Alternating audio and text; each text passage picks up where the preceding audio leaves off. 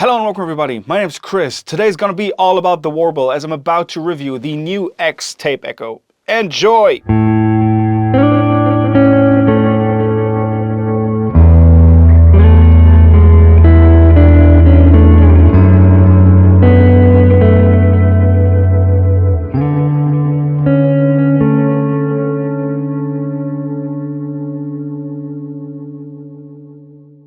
Thank you for tuning in and welcome back to the channel. First of all, thank you NUX for sending out this wonderful device. Yes, this is a sponsored review. You're still going to hear my honest opinion. Take it with a grain of salt if you want to. Here we go. So I'm pretty certain that most guitar players or musicians in general will know about tape echo, tape saturation, tape delay, all of that these days. There used to be these mystical, magical machines from the big players back in the day, and then there's emulations of those machines. Most people have at least, I would say, a plugin or, a tape setting on their multi-delay units. So, what is there to say other than, the tape echo was pretty much one of the very first artificial ways of creating an echo without you having to stand on a mountain somewhere and yelling very loud. There's certain qualities to not only the delayed signal, but also sometimes the signal that you send through it dry itself. There's the saturation, there might be flanging going on. Depending on how old the tape is, the echoes, they might degrade very quickly, very audibly, it's gonna get real nasty, real filtered, all that stuff. There's loads of parameters that with modern emulations can be adjusted. With the old-timey original machines, it was just kind of that way and you had to live with it, and either you liked it or you didn't like it. So again, there have been loads of emulations of certain machines over the years, and plugins and pedals, as blocks in like multi-effect units like the Helix or the Quad Cortex. But today we're going to talk about NUX's Tape Echo. And I guess from the color scheme alone, you can kind of guess what device this is based on.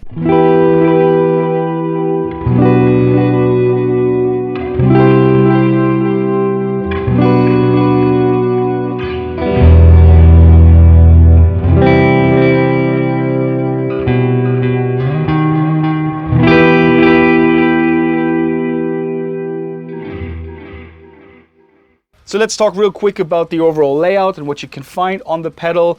We're going to go into detail a bit later on. We have 2 foot switches. These have varying functions depending on the mode the pedal is in. Going to talk about that later as well. Then we have bass, treble, and the select knob for presets, if you will. Time, repeats, level, and reverb. So up here, as you can see, we have the mono input, we have an expression pedal input for, controlling parameters with your foot, stereo outs, this is where the power goes, and then there's the USB-C port. And on the side right here, whoops, there we go, we have MIDI ins and outs with mini jacks.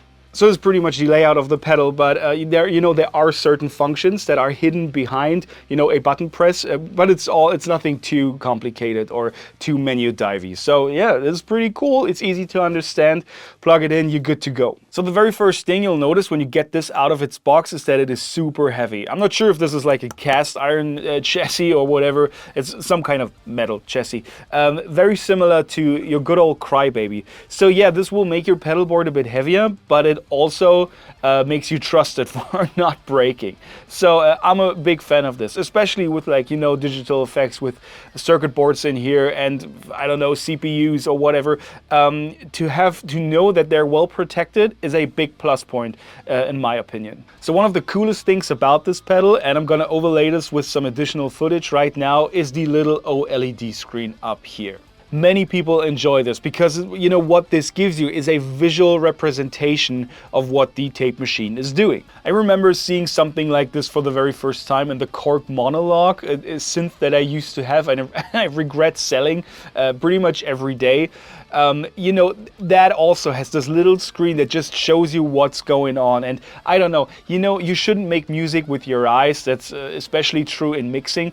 But there's just something to that little, screen. It's just, I don't know, is it clever programming? I'm not sure, but it's just this little thing that makes it special, and it's just very nice to look at. So, yeah, loads of plus points for this one, NUX.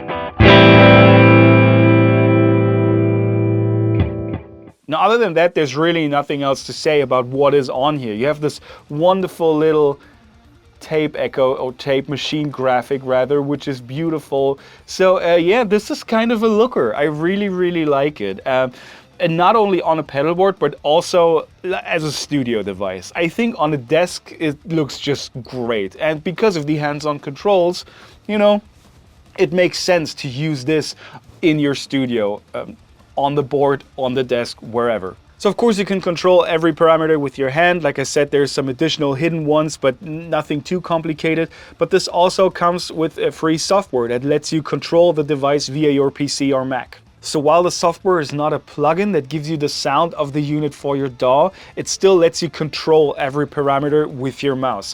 Which, if you don't have this right next to you on your desk and you know you need to change the time for the next song or whatever parameter, it is a pretty handy thing, you know, to have available. Just put a USB cord there and you're good to go. You can control everything in real time. Neat little additional, you know, thing that they give you for free. So I'm a fan of that as well.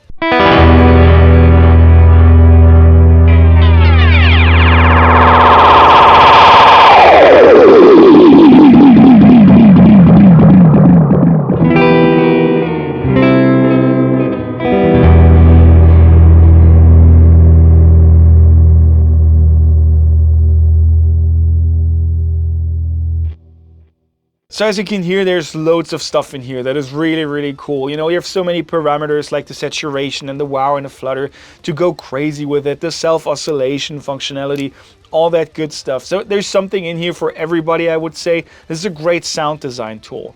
You know, either set and forget for live use, you know, have all the most common parameters available right here, but in the studio go crazy with either the software or the hidden parameters and, you know, sound design your butt off. Like I said, something in here for everybody, I would say. Now there are of course additional features in here that one could talk about, like the built-in looper as well as the MIDI functionality.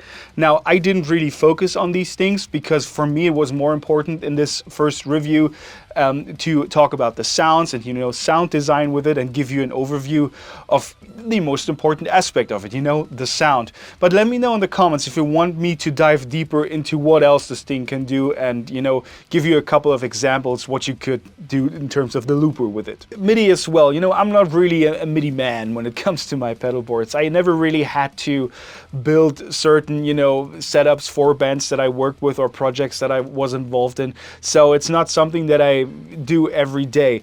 I had a couple of builds where I had a multi-effects unit and then some additional pedals that were MIDI controllable and that were triggered by a laptop that ran Ableton or whatever. But yeah, like I said, it's not something that I do every day. But let me know if it is something that you want to hear more about, and yeah, maybe I could, you know, do a deep dive into MIDI setups for pedal boards.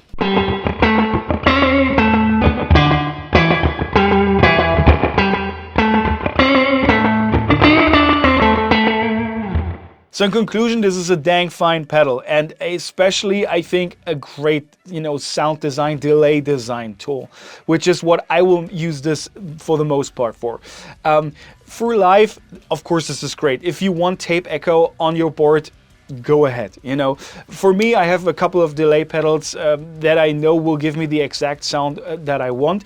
But for experimentation, I think this is grand. And I will have this on the floor with me when sitting next to an amp, you know, self-oscillate, all that stuff. The hidden parameters, while they are hidden, they are so available that it is no issue to, you know, get to them and fine-tune your sound even further.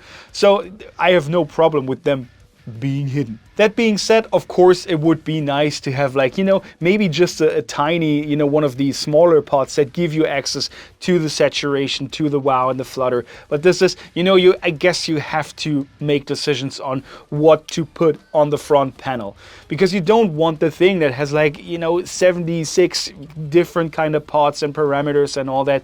This, even though there is sound design capability to it, seems to be more of a, you know, pedal board set and forget kind of device from what you can see here.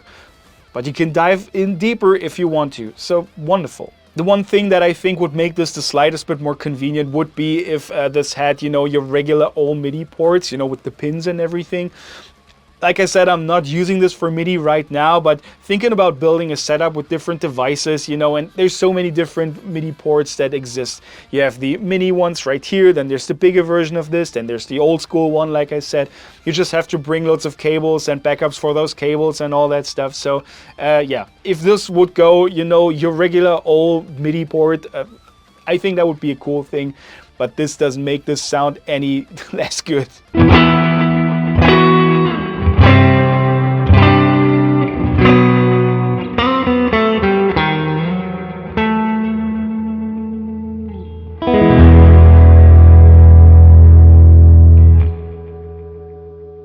Thank you again, NUX, for sending this one out. This was amazing. I uploaded a bunch of reels before I uploaded this review because I had so much fun just, you know, writing with it. So yeah, this is gonna be a sound design tool in the studio for sure, and you're gonna see it on here a bunch of more times. There are going to be more NUX pedals that I'm going to talk about. You know, maybe you can find in this shot the boxes of 2 additional pedals. NUX were very kind to send out to me. So yeah, stay tuned for that. So thank you everybody for tuning in. I hope you enjoyed the review of the NUX Tape Echo. If you want to check out the channel, there's more guitar reviews, pedal reviews, demonstrations, you know, a bit of vlog stuff here and there. So yeah, I appreciate it. Hope to see you in the next video. And with that being said, I'm Chris, and that's that.